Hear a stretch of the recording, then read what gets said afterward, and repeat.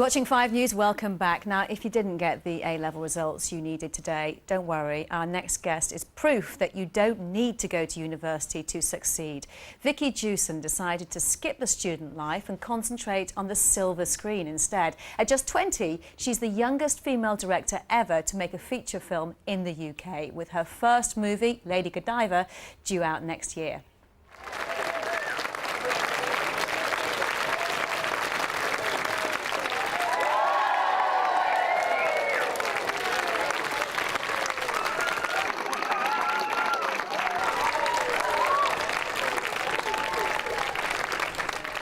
Vicky Jewson, you've got a brave actress there, haven't you? She was actually naked, more or less, wasn't she? She was. There's all this talk in the media about some kind of skin, but no, she took it all off. Good stuff.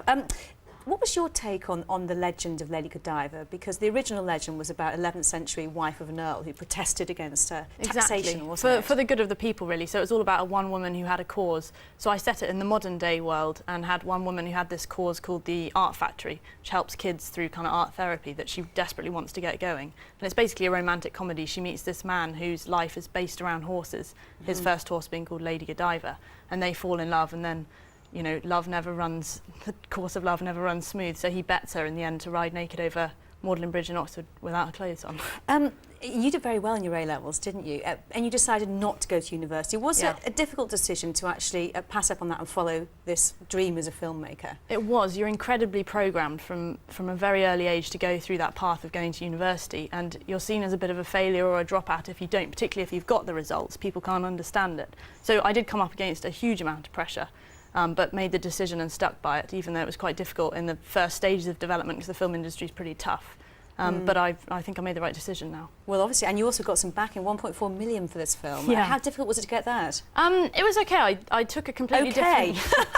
I took a different slant on how to raise money. The film business exists through lots of different structures through banks. It's all terribly complicated. I stripped all that away and targeted private investors and had a big launch where I did a presentation. And so your powers of persuasion basically paid off. Yes, they did, I suppose. Now, tell us a bit about some of your actors, because you believe that you actually in this film have discovered a man who's going to become a huge star, don't you? Matthew Chambers, yes. I think he could be the next James Bond. Incredibly good-looking guy and very natural actor to watch. And he had an amazing chemistry with Phoebe Thomas, who I was blown away by in the auditions. Was it difficult to actually get your cast in this? Because, I mean, a new film director, sometimes your blank sheet, you know, haven't got a reputation to go on, really, have you? I got a very good casting director on board who had a good reputation within the business, which helped. And then once they've read the script, it's up to whether they like the script, really. And Phoebe's been interviewed on that fact, did it bother you, my age? And she said no, because once she'd read the script and met me, she could kind of see the passion and where it was all coming from. OK, film out next year. Looking forward to it. Happy with the results so far? Very happy, very excited.